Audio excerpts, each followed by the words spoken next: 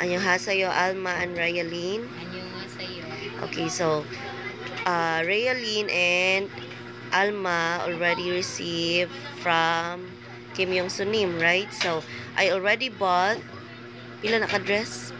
1, 2, 3 dress and 1 skirt for Rayalyn worth 497. So 3 pesos is the change, and Alma also bought 2 trays of eggs, and that was from Kim Yong-sunim, kamsahamnida. ikaw, Rayalyn. Kim Yong-sunim, kamsahamnida.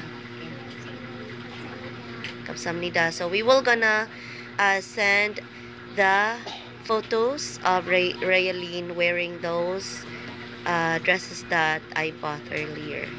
So Kim Yong-sunim, kamsahamnida. Kim Yong-sunim, kamsahamnida. And Alma, you receive pila na kilos nga rice? 25 kilos of rice worth of 1,000, right? Then you also have pila na buting?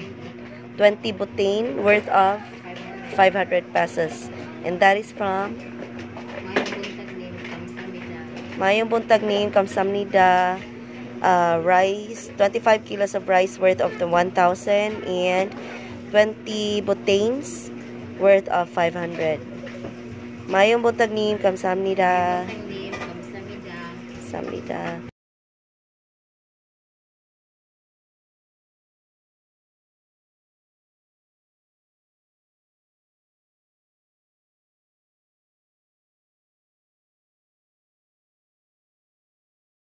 Maayong buntag nin, kamsahamnida.